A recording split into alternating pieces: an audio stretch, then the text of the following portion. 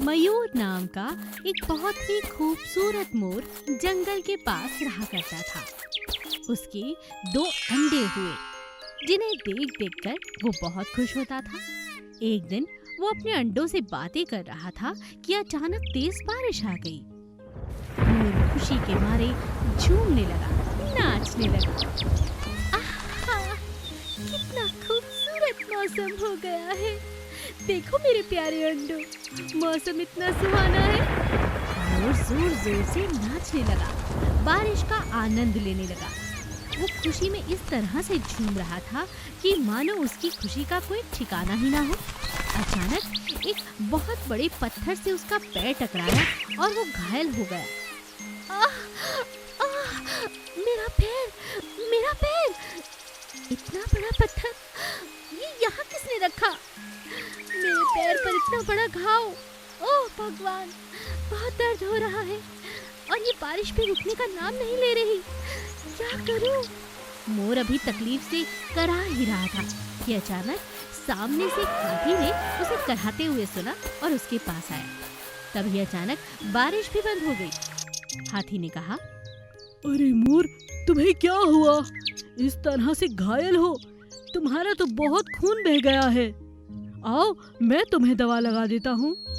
हाँ ठीक है, चलो। लेकिन जैसे ही मोर ने खड़े होने की कोशिश की, वो फिर से धड़ाम से गिर गया। ओह नहीं नहीं हाथी भाई, उठना बहुत मुश्किल है। मुझे तो अपने अंडों की फिक्र हो रही है। नाचते नाचते मैं बहुत दूर आ गया हूँ। मेरे दोनों अंडे अकेले होंगे। तूफान का मौसम है, कहीं उन्हें कुछ हो ना जाए। मुझे बहुत चिंता हो रही है। मयूर मोर, तुम चिंता मत करो, कोई उपाय जरूर निकालते हैं। हाथी बहुत सोचता है और बहुत सोचने के बाद अपनी सूंड से मयूर मोर को अपनी पीठ पर बिठाकर उसके घर तक ले आता है। दोनों अंडे बिल्कुल सुरक्षित थे। शुक्रिया शुक्रिया हाथी भाई, आज इस मुसीबत की घड़ी में तुम मेरे बहुत काम आए हो। मेरे अंडे अकेले रह जाते और इसी बात का मौका उठाकर जरूर कोई जंगली जानवर मेरे अंडों को खा जाता। अब तुम यहीं ठहरो, अभी तुम्हारे लिए जड़ी बूटी लाता हूँ। उसे लगाने से सुबह तक तुम्हारा पैर एकदम सही हो जाएगा। आगे आगे तुम्हें अपने अंडों का ख्याल रखना है। जब बच्चे आएंगे तो उनकी भी तो खातिर करनी है ना, और मैं हूँ ना उनका मामा, उनको सुरक्षा देने के लिए। तुम यहीं ठहरो, मैं अभी आया। हाथी जल्दी से जाकर जड़ी बूटी लाता है और मोर के पैर पर लगा देता है। मोर उसका शुक्रिया अदा करता है और अपने अंडों को बड़े प्यार दुलार से अपनी बाहों में लेकर वहीं सो जाता है। हमें मुसीबत में हमेशा सबकी मदद करनी चाहिए।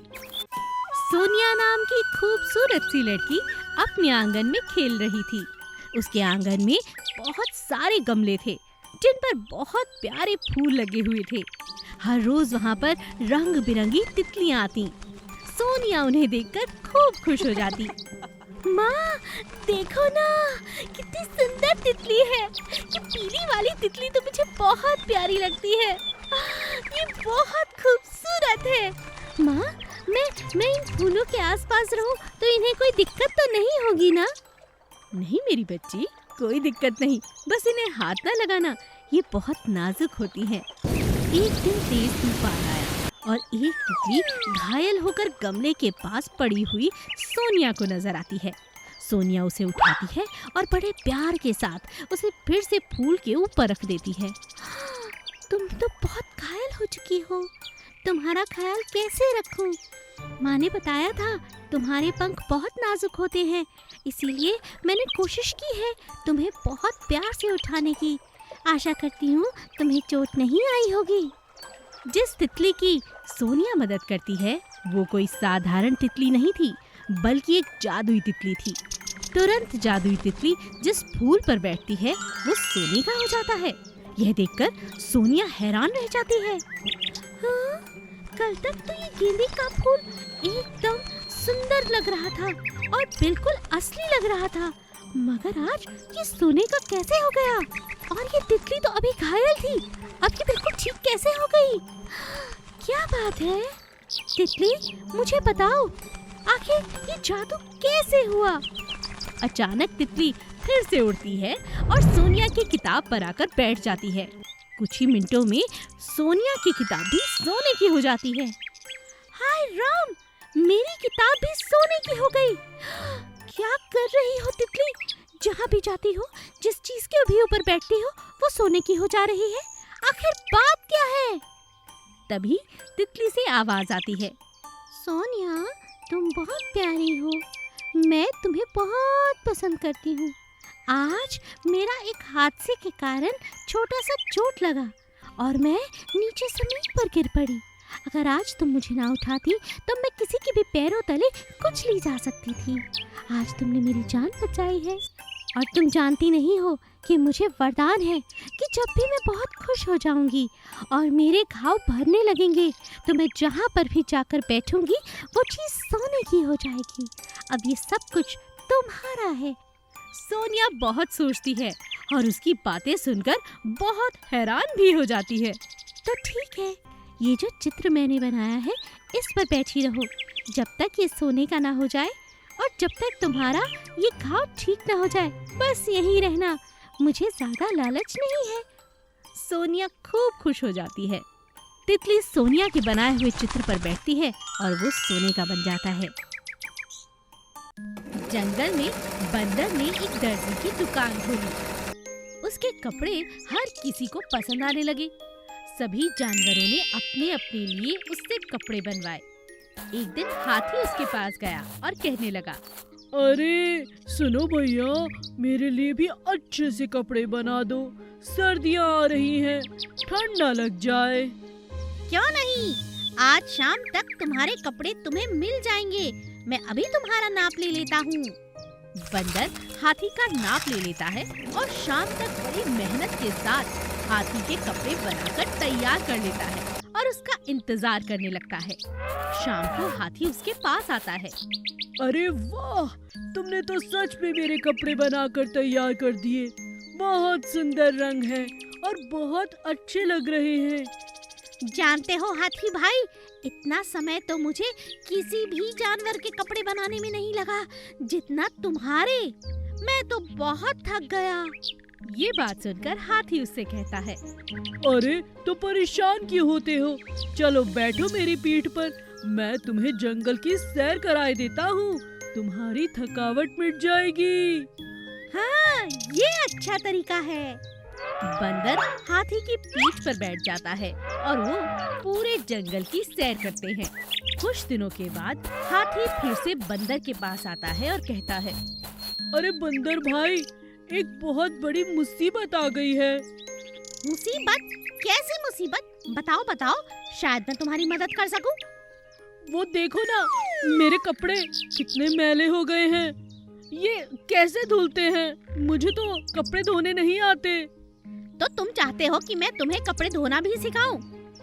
हाँ तो क्या हुआ, तुम मेरे दोस्त नहीं हो क्या? ये बात कह के तुमने मेरा दिल जीत लिया। तो चलो तालाब के पास। दोनों दोस्त मिलकर तालाब के पास जाते हैं और वहाँ बैठकर अपने अपने कपड़े धोने लगते हैं। ये देखो, अब मैं तुम्हें सिखाता हूँ। इस तरह से कपड़े लो, पानी में डुबो, साबुन लगाओ और इन्हें मलो। इनसे सारी मैल को बाहर निकाल दो। ये तो बहुत मजेदार काम लग रहा है। हाथी और बंदर पेड़ के ऊपर अपने कपड़ों को सुखाते हैं। ये देखो, आज हम दोनों ने सच में बहुत बड़ा काम किया है। कल तक ये हमारे कपड़े सूख जाएंगे और फिर हम नए नए साफ सुथरे कपड़े पहनेंगे। तो दोस्त, ये जगह आज से पक्की रही। हर रविवार हम यहाँ अपने कपड़े धोने के लिए आया करेंगे। हाँ, ये बिल्कुल ठीक है। और तुम रविवार की छुट्टी रखना, कोई काम नहीं। मैं तुम्हें लेने आऊँगा और हम दोनों आकर तालाब में कपड़े धोया करेंगे। ठीक है ना? बिल्कुल ठीक। एक दिन राजू को उसकी माँ सोने के लिए कहती है और कहती है, चल बेटा राजू, मैं तुझे अच्छी सी कहानी सुनाऊंगी और फिर तुम्हें बहुत प्यारी और मीठी मीठी नींद आएगी। कल तुम्हारा स्कूल में पहला दिन जो है, समय से जागना, नियम से पढ़ाई करना, ये तुम्हारा उद्देश्य होना चाहिए। ठीक है माँ। राजू अपनी माँ के पास आकर लेट जाता है उसकी माँ उसे बहुत प्यारी जंगल के जानवरों की कहानी सुनाती है। लेकिन बीच में ही राजू कई सारे सवाल अपनी माँ से करने लगता है। माँ, मुझे ये नहीं समझ आता कि जानवर तो स्कूल नहीं जाते, फिर उन्हें उनकी मम्मी सुबह क्यों उठाती है? बेटा, सुबह नियम से उठना एक अच्छा कार्य है। जानते हो, सुबह सुबह भगवान ने मुर्गी और मुर्गे को इसीलिए बनाया है कि वो मांग दें और हमें जगाएं। वो तुमने सुना नहीं कि मुर्गी कैसे कुकड़ू करती है? हाँ हाँ, सुना है, पर मुझे याद नहीं। नहीं सुना? तू तो हमेशा 9 बजे के बाद ही उठता है मेरे राजा बेटा। अब से सुबह जल्दी उठना और फिर धीरे धीरे तुम्हें मुर्गी की कुकड़ू की आवाज आते ही ये लगेगा कि वो तुम्हें उठा रही है। बस जंगल के जानवर भी ऐसे ही जागते हैं और तुम्हें भी ऐसे ही जागना है। माँ, मुझे भी मुर्गी की कुकड़ू को सुननी है। अच्छा, तो ये बात है, बिल्कुल सुनोगे। अब कल से स्कूल जाना है। जीवन में कुछ सीखने की ये पहली शुरुआत है और घर से ही अगर सीखोगे तो जीवन में बहुत आगे जाओगे मेरे बेटे। कल सुबह जैसे ही मुर्गी बांग देगी मैं उठ जाऊंगी और तुम्हें भी उठाऊंगी ताकि तुम भी देख सको कि मुर्गी कैसे बांग देती है। और फिर तैयार होकर समय से स्कूल पहुंच जाना। मैडम तुम्हारी बहुत खुश होंगी। ठीक है माँ। तो अब सो जाओ, ठीक है? आगे की कहानी कल सुनाऊंगी। राजू अपनी माँ की बात सुनकर चुपचाप सो जाता है। अगले दिन जैसे ही मुर्गी बांग देती है, सुबह हो गई। अरे, रात को वादा किया था। राजू को उठाती हूँ। राजू बेटा, जल्दी उठो और देखो खिड़की के पास कौन बैठा है। मुर्गी है ना ये माँ? हाँ, और देखो ये क्या कर रही है। कुकड़ू, यानी सुबह हो गई और समय हो गया उठने का, नहाकर भगवान का आशीर्वाद लेने का और स्कूल जाने का। बिल्कुल सही। तो तैयार? तैयार। माँ, हमें भी एक मुर्गी अपने घर में रखनी चाहिए। इतनी दूर से मुर्गी की बांग की आवाज कम आती है। अगर हमारे पास मुर्गी होगी ना तो मैं तुमसे भी पहले उठ जाऊंगा। अच्छा, ये बात है तो ठीक है। स्कूल से आने के बाद तुम्हें मुर्गी मिल जाएगी। तो चलो अब नहाकर तैयार हो जाते हैं।